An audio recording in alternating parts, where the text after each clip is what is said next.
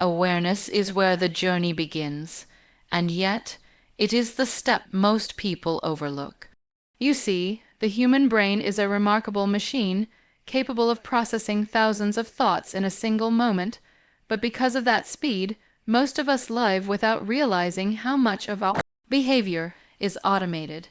We get triggered, we react, and we justify it later. We call it just the way I am, or that's my nature. When in reality, it is not who we are. It is simply a habit, an unexamined pattern that has run long enough to convince us it is our identity. The first step in training your brain to stop reacting is to recognize that you are not your impulses. You are not your anger. You are not your triggers. You are the awareness behind them. Imagine this. Someone criticizes you in a meeting. Without thinking, your face tightens, your tone sharpens, your heart races. That reaction feels instantaneous, but in truth, it is a learned script your brain has stored over years of experiences. Your brain has wired itself to equate criticism with attack, and therefore it launches a defense. But when you bring awareness into that moment, when you actually notice, my heart is racing, my jaw is clenching, I want to snap back, you create a powerful distance. That distance is the beginning of freedom because it reminds you that what you feel is not a command, it is just information. The beauty of awareness lies in its simplicity. It doesn't require you to change everything overnight. It only asks that you begin noticing. Notice the times of day when you are most reactive. Notice the people who trigger you more than others. Notice the emotions that appear most often: anger, insecurity, frustration. This observation is not judgment. It is not about labeling yourself as weak or flawed. It is about becoming a scientist of your own inner world. And just like a scientist, your role is to gather data without rushing to conclusions. Philosophers have long said that self-knowledge is the foundation of wisdom. Socrates famously declared, "The unexamined life is not worth living." Why? Because without examination, we are not living, we are simply repeating. A life of reaction is a life on autopilot, but a life of awareness is a life of choice. When you see clearly, you begin to understand that triggers are not enemies, they are teachers. Each reaction is a mirror, reflecting back something unresolved within you. The person who angers you may simply be showing you the part of yourself that still craves control. The situation that frustrates you may be highlighting your impatience. In this way, awareness turns even the most uncomfortable emotions into opportunities for growth. But here's the challenge: awareness requires humility. It demands that you stop blaming the world for your reactions and start looking inward. It is far easier to point the finger outward, to say, "He made me angry," or "She ruined my peace." But the truth is, no one has that power unless you give it to them. When you become aware, you reclaim that power. You stop outsourcing responsibility for your emotions, and you begin to see that while you cannot control what others do, you can always control how you respond. So if you want to train your brain to stop reacting, start with this. Notice. Notice your breath, your body, your emotions, your thoughts. Even in the heat of a trigger, whisper to yourself, "I am aware." That single statement may seem small, but it is the doorway to transformation.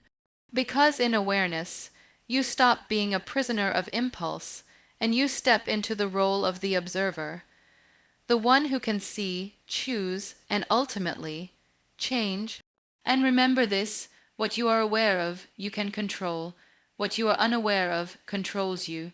Reactions are fast, almost mechanical. They come before you have time to think, as if your body and mind are racing ahead of your wisdom. But the truth is, between every stimulus and every response, there is a small space. A gap so subtle that most people miss it.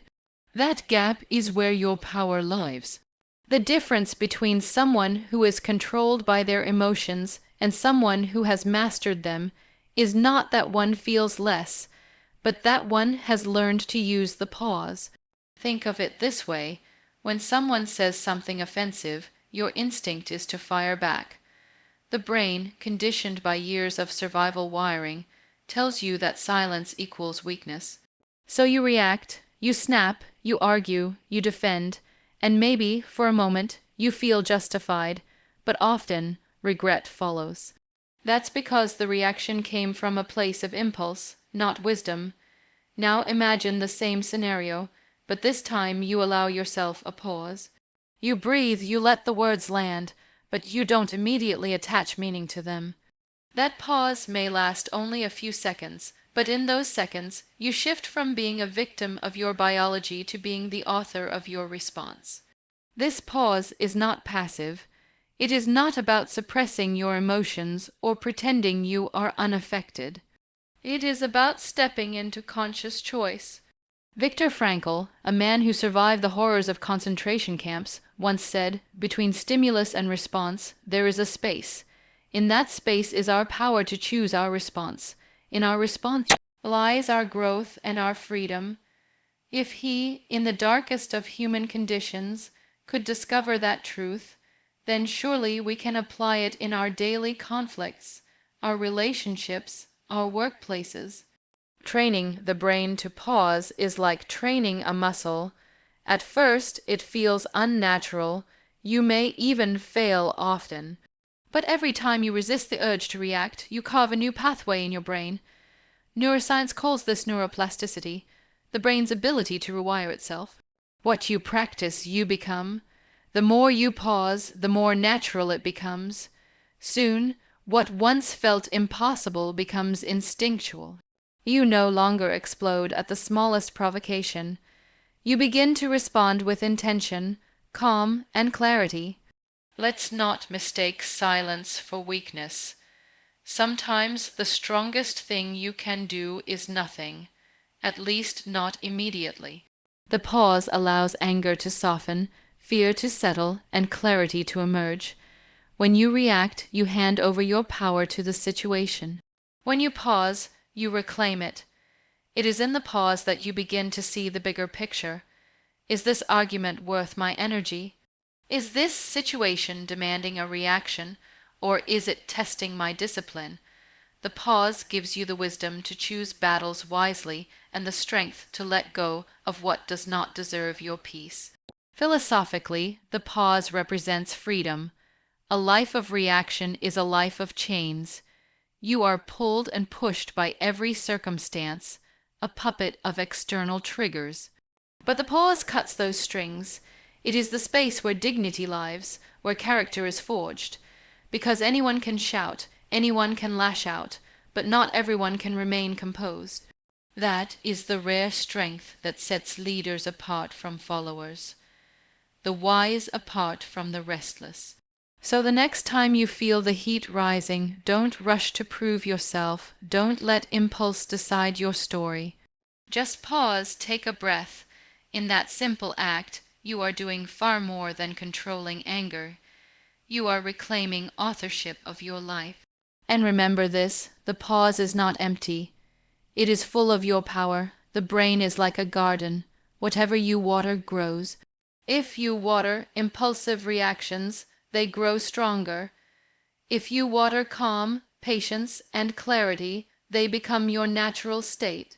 And this is where repetition becomes so essential. We often underestimate how much our daily choices shape our minds. We think of change as a single grand decision, but in truth, change is built in the small moments. What you practice again and again until your brain accepts it as the new normal. Think about how you learned to walk, to write, or even to drive. At first, these actions were clumsy, uncomfortable, and full of mistakes. But through repetition, what once felt impossible became automatic.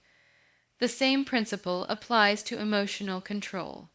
Every time you catch yourself before reacting, every time you pause and choose calm, you are training your brain. You are rewiring neural pathways that tell your mind, this is the new pattern, this is the way we respond. Neuroscience calls this neuroplasticity, the brain's ability to reorganize itself by forming new connections. What's fascinating is that the brain doesn't care whether you are learning mathematics or learning patience. It learns through the same mechanism, repetition. That means you are not stuck with the way you are. You may have spent years reacting in anger or frustration, but that doesn't define your future. Each day, through repeated choices, you have the ability to create new mental habits that serve you instead of sabotage you. Of course, repetition requires patience. The mind resists change because it prefers the familiar, even when the familiar is destructive. That's why the first few attempts to stop reacting may feel impossible. You may catch yourself thinking, I failed again, I lost my temper, I didn't hold back. But even in those moments, you are not failing, you are practicing, and every practice, even the messy ones, is a step forward. Think of it like going to the gym. You don't become strong by lifting weights once. You become strong by showing up consistently, even on the days you don't feel like it. The same applies to mental strength. You build it repetition by repetition, moment by moment. There is also a philosophical depth to this idea. Repetition is not just about training your brain, it is about reshaping your character. Aristotle once said, "We are what we repeatedly do." Excellence, then, is not an act but a habit. If your repeated pattern is reactivity, then that becomes your identity. But if your repeated pattern is calmness, then that too becomes who you are. Over time, your habits solidify into character, and your character defines your destiny. What makes this powerful is that no single moment defines you, but the collection of your repeated choices does. One angry outburst doesn't make you an angry person, just as one act of kindness doesn't make you a saint. But if you repeat anger every day, you become anger. If you repeat kindness every day, you become kindness. And if you repeat calmness every day, you become calm. It is not about perfection. It is about persistence. So the key is to practice, and then practice some more. Practice noticing your triggers. Practice pausing before you respond. Practice choosing silence when silence is wiser. Each repetition strengthens your mental muscles until one day, what once felt like effort becomes second nature. And in that moment, you will realize that you no longer need to fight your reactions, because they no longer control you. And always remember this, your brain becomes whatever you teach it, so teach it peace. When emotions rise, perspective disappears. In that heated moment, your brain narrows its focus, almost like looking through a keyhole. All you can see is the immediate feeling, the insult, the unfairness, the frustration. This is why people often regret their reactions. They made decisions through a tunnel vision of emotion rather than the why, dangle lens of perspective. If you want to train your brain to stop reacting, you must learn to widen that lens. You must step outside of the emotion and ask yourself, what does this moment really mean in the larger picture of my life? It is astonishing how different a situation looks when you shift your perspective. A harsh comment from a stranger, for instance, can feel like an attack when you're living inside the emotion. But if you take a step back, you might see that their words are not really about you. They are a reflection of their own pain, their own battles. Perspective reminds you that not every arrow is meant for your heart. Some were never about you at all. Psychology teaches us that emotions are powerful messengers, but they are not always accurate storytellers. Anger tells you someone has crossed a boundary, but sometimes it exaggerates the threat. Fear warns you of danger, but sometimes it inflates shadows into monsters. Perspective acts as the filter. It allows you to acknowledge the emotion without surrendering to its distortion. Instead of being consumed by anger, you can ask, is this truly as big as it feels? Instead of drowning in fear, you can question what is the worst that can really happen. That simple act of stepping back weakens the grip of emotion and strengthens your ability to respond with clarity. Philosophers have long understood the power of perspective. The Stoics, for example, would remind themselves daily of the vastness of life. They believed that when you zoom out and see yourself as a small part of a much larger picture, the small irritations of life lose their weight. What angers you today will likely be forgotten in a month. What feels unbearable now will seem smaller in the light of time. Perspective is not about dismissing your feelings, it is about placing them in proportion. This is why questions are such a powerful tool. In a moment of high emotion, instead of asking, "Why is this happening to me?" try asking, "What is this teaching me?" Or will this matter a year from now? Questions like these immediately shift your focus from reaction to reflection. They pull you out of the heat of the moment and place you in the space of growth. With perspective, even pain becomes purposeful. Even challenges become opportunities. There is also a liberating truth hidden in perspective. Not every situation deserves a reaction. When you zoom out, you realize how much energy we waste on the trivial. We get caught in battles of ego, arguments that don't matter, and struggles that add no value to our lives. Perspective teaches you to save your strength for what truly matters. It teaches you that dignity is not lost in silence, but often found there.